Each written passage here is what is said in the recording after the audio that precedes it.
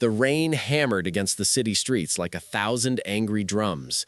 Natasha Collins clutched her worn portfolio bag against her chest as water soaked through her thin jacket. Her interview had been a disaster. The creative director had barely glanced at her designs before dismissing her with a curt shake of his head. That made rejection number 17 this month. Her phone buzzed with another overdue rent notification.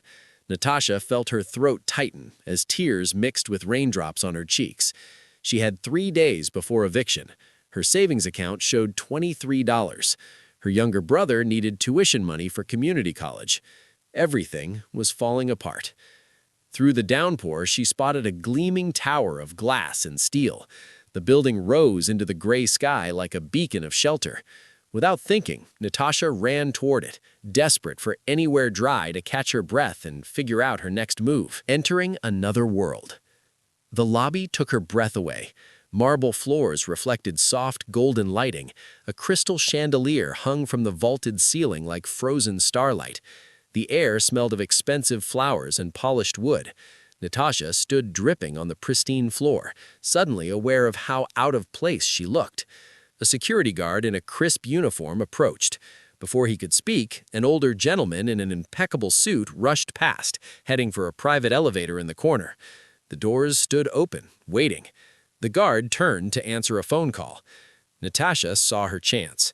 She slipped into the elevator, thinking it would take her to a bathroom or lobby on another floor where she could dry off and compose herself. The doors whispered shut. She noticed too late there were no buttons, just a sleek panel that glowed softly. The elevator began rising smoothly and swiftly. Her stomach dropped as the numbers climbed higher and higher. 30th floor, 40th, 50th. When would it stop? Panic crept up her spine. This was clearly a private elevator. She had made a terrible mistake. The broken man. Julian Ashford felt the world tilt on its axis. For 8 months, he had been trapped in a nightmare of not knowing. Victoria had vanished 3 weeks before their wedding. No note, no explanation. The police found nothing. Private investigators turned up empty. She had simply disappeared, leaving him in a purgatory of unanswered questions and crushing guilt. The woman standing in his penthouse, soaked to the bone with mascara streaking down her face, looked exactly like Victoria. Same heart-shaped face, same delicate nose, same full lips. Her hair was darker, wet and plastered to her head, but the resemblance was impossible to ignore. Julian crossed the room in 4 long strides. His hands reached out, hovering near her shoulders, afraid to touch her in case she vanished like smoke. His voice came out raw and broken. "Victoria, you came back!" The lie that began with silence. Natasha should have corrected him immediately. She should have explained the mistake, apologized for intruding, and left. But something stopped her. Maybe it was the desperate hope in his eyes. Maybe it was her own rock-bottom desperation. Maybe it was the warmth of this beautiful space compared to the cold reality waiting for her outside. She opened her mouth to speak, but no words came out. Julian took her silence as shock. He gently placed his hands on her arms, his touch reverent and careful. Tears filled his eyes as he studied her face, like a man finding water in a desert. "Please," Julian whispered, his voice cracking, "whatever I did wrong, whatever made you leave, we can fix it. Just stay. Please, stay." The word "stay" hung in the air between them. Behind Julian, through the massive windows, the city glittered with possibility. Natasha thought of her empty apartment, the eviction notice, her brother's worried face, the endless rejection. She thought of going back out into that storm with nowhere to go and no options left. She did not say yes, but she did not say no, and in that moment of silence, a lie was born. A beautiful, terrible lie that would change both their lives forever. Julian guided her deeper into the penthouse, already calling for his housekeeper to prepare a hot bath and fresh clothes. Natasha followed, her wet shoes squeaking on the marble floor, leaving small puddles behind her, like breadcrumbs marking the path of a decision she could not take back. The elevator doors closed behind them with a soft chime. Outside, thunder rumbled. Inside, 2 broken people found unexpected shelter in each other, built on a foundation of confusion, desperation, and a mistaken identity that felt safer than the truth. Natasha woke to sunlight streaming through silk curtains. For a confused moment, she forgot where she was. Then reality crashed over her like a wave. The enormous bed, the luxury sheets that felt like clouds, the view of the city stretching endlessly beyond the windows, and the lie she had allowed to grow with her silence. Her heart hammered as she sat up. The bedroom was larger than her entire apartment. A tray sat on the nightstand with fresh coffee, croissants, and fruit arranged like art. A note in elegant handwriting read, "Take your time. I will be in my study when you are ready. Jay." She had spent the night in Victoria Sterling's world. The closet Julian had shown her was filled with designer clothes in exactly her size. The bathroom had been stocked with expensive skincare products. Everything fit perfectly because she and this Victoria woman could have been twins. The resemblance was not just similar, it was uncanny. Natasha picked up her phone. 15 missed calls from her landlord, 7 texts from her brother asking if she was okay. Her hands shook as she typed a quick message saying she was fine and would explain later. She could not explain. How could she tell anyone what she had done? Meeting the household. Thomas, the household manager, appeared at her door with a gentle knock. He was a distinguished man in his 60s with kind eyes and a formal manner that somehow felt warm. "Good morning, Miss Victoria. Mr. Ashford asked me to see if you needed anything. He has meetings this morning, but wishes to have lunch with you at 1 o'clock. Natasha opened her mouth to correct him, then closed it. The lie had spread beyond just Julian now. She nodded instead, her voice barely a whisper. "Thank you, Thomas." His face softened with genuine relief. "If I may say so, miss, it is wonderful to have you back. This house has been too quiet without you. Mr. Ashford has been lost these past months." Guilt twisted in her stomach like a knife. She was not bringing anyone back. She was just a desperate stranger playing a role she never auditioned for.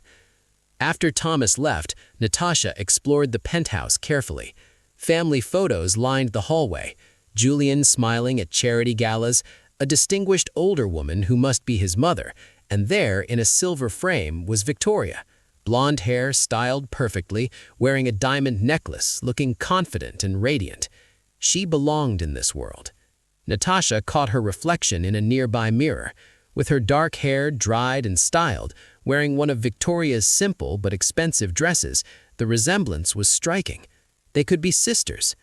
But sisters were not the same person, and eventually someone would notice the differences. Lunch and revelations.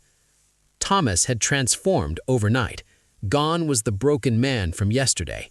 He wore a sharp navy suit, his hair perfectly styled, but his eyes still held shadows. When Natasha entered the dining room, his face lit up with a smile that made her chest ache. "You look beautiful," he said softly, pulling out her chair.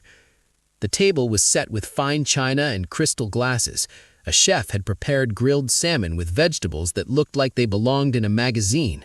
Natasha had been living on instant noodles for weeks. She tried not to eat too quickly. Julian watched her with concern. "You have lost weight. Were you eating properly while you were gone?" She had no idea what Victoria's life had been like before. Every question was a landmine. She chose her words carefully. Things were difficult. He reached across the table, taking her hand. His touch was gentle, and she noticed how worn he looked up close, despite his polished appearance. Dark circles under his eyes, new lines around his mouth. "I'm sorry for whatever I did that made you feel you had to leave. I have spent every day thinking about our last argument, trying to understand what went so wrong." Natasha's pulse quickened. An argument? What had they fought about? She stayed quiet, letting him continue. "I was too focused on the business, too consumed with the hotel expansion. I made you feel second to everything else. I see that now. But I promise you, if you give me another chance, things will be different. You will always come first." His sincerity was painful to witness. This was a good man, a man who clearly loved Victoria deeply, and Natasha was lying to him with every breath. A surprise visitor. That afternoon, the doorbell rang. Natasha was curled up in the library, overwhelmed by the situation she had created. Thomas appeared, looking slightly nervous. "Mr. Ashford's mother is here. She heard you had returned and insisted on coming immediately." Before Natasha can panic, an elegant woman swept into the room. Margaret Ashford was in her late 50s, with silver hair cut in a sleek bob and intelligent hazel eyes. She wore a cream pantsuit and pearls. Her expression was complicated as she studied Natasha. "Victoria," Margaret said slowly, "what a surprise." Something in her tone made Natasha's skin prickle. This woman was not buying the story as easily as Julian and Thomas. Margaret circled her like a cat studying a mouse. "You look different," Margaret observed. "Your hair is darker. You seem thinner, more tired." "I have been through a lot," Natasha managed, her voice steady spite her racing heart. "I imagine you have. Disappearing without a word tends to create complications. My son—" 3 weeks had passed since Natasha stepped into Julian's world. She had stopped counting the days, stopped reminding herself this was temporary. The penthouse felt like home. Julian felt like hers. But lies have a way of demanding payment, and hers was coming due. It started with a phone call that Thomas brought to her attention one Tuesday morning. His expression was troubled as he handed her a note. A woman called asking for Mr. Ashford. She said her name was Rebecca Chen and that she had urgent information about Miss Victoria Sterling. She left a number and asked that he call back immediately. Natasha's blood turned to ice. She crumpled the note in her fist, her mind racing. Who was Rebecca Chen? Someone who knew the real Victoria? Someone who would expose her fraud? Did she say anything else? Thomas shook his head, only that it was extremely urgent and concerned Miss Victoria's disappearance. That afternoon, while Julian was at a business meeting, Natasha called the number from her own phone. Her hands trembled as she pressed each digit. A woman answered on the second ring. "Rebecca Chen speaking." "This is Natasha Collins," she said, abandoning pretense. "You called looking for Julian Ashford about Victoria Sterling. I need to know what you want." There was a long pause. Then Rebecca spoke carefully. "You are not Victoria." "No, I am not." "Does Julian know?" Natasha closed her eyes. "No." Another pause, longer this time. "I think we need to meet. There are things you need to understand about Victoria, things Julian never knew." The coffee shop confession. They met at a small coffee shop far from Julian's usual haunts. Rebecca was a petite woman in her early 30s with sharp, intelligent eyes behind stylish glasses. She ordered tea and studied Natasha with an expression that mixed curiosity and concern. "The resemblance is remarkable," said Rebecca. "I can see why Julian believed you were her, but I was Victoria's college roommate. I know things about her that would make the truth obvious to me." Natasha wrapped her hands around her coffee cup, needing its warmth. Why did she disappear? Julian thinks he did something wrong. He has been tearing himself apart. Rebecca's expression softened with sympathy. Julian did nothing wrong. Victoria was running from something else entirely, from someone else. She pulled out her phone and showed Natasha a photograph. Victoria stood next to a tall man with cold eyes and a cruel smile. He had his arm possessively around her waist. "His name is Derek Hammond. They dated for 2 years before she met Julian. Derek was controlling, manipulative. When she finally left him, he made threats, said if he could not have her, nobody would." Natasha felt her stomach drop. He hurt her? She stalked her, showed up at her work, sent threatening messages. Victoria got a restraining order, but Derek came from money and had connections. The order meant nothing. When she met Julian, she thought his wealth and influence could protect her. She thought marrying into the Ashford family would make Derek back off. But it did not work. Rebecca shook her head grimly. 3 weeks before the wedding, Derek escalated. He broke into her apartment, left a note saying if she married Julian, he would destroy everyone she loved. Victoria panicked. She thought the only way to protect Julian was to disappear. The pieces fell into place with sickening clarity. Victoria had not left because of anything Julian did. She left to protect him. And now Natasha was living in her place, pretending to be someone who had made the ultimate sacrifice. Where is she now? Natasha asked. I do not know. She cut off all contact, even with me. But last week I got an anonymous email from an untraceable account. It said to watch Julian Ashford and make sure he was safe, that Derek might still be watching him. The dangerous truth. Natasha returned to the penthouse with her mind spinning. She found Julian in his study, reviewing contracts. When he saw her face, he immediately stood, concern etching his features. What happened? You look like you have seen a ghost. She almost laughed at how close to accurate that statement was. Instead, she sat down heavily in the leather chair across from his desk. Julian, we need to talk. About Victoria. About me. About everything. He came around the desk, kneeling in front of her, taking her hands. Whatever it is, we can handle it together. You don't understand. I'm not who you think I am. His grip tightened slightly. I know you have changed. I told you that doesn't matter to me. No, her voice broke. I mean, literally, I'm not Victoria Sterling. My name is Natasha Collins.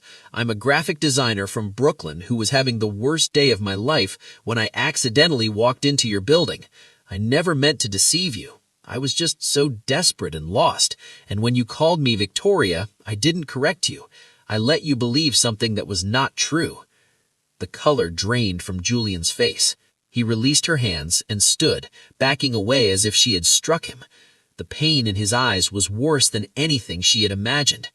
You are not her? I am not her. I'm so sorry. I wanted to tell you so many times, but I didn't know how. And then I started to care about you, really care about you, and it became even harder because this stopped being about survival and became something real.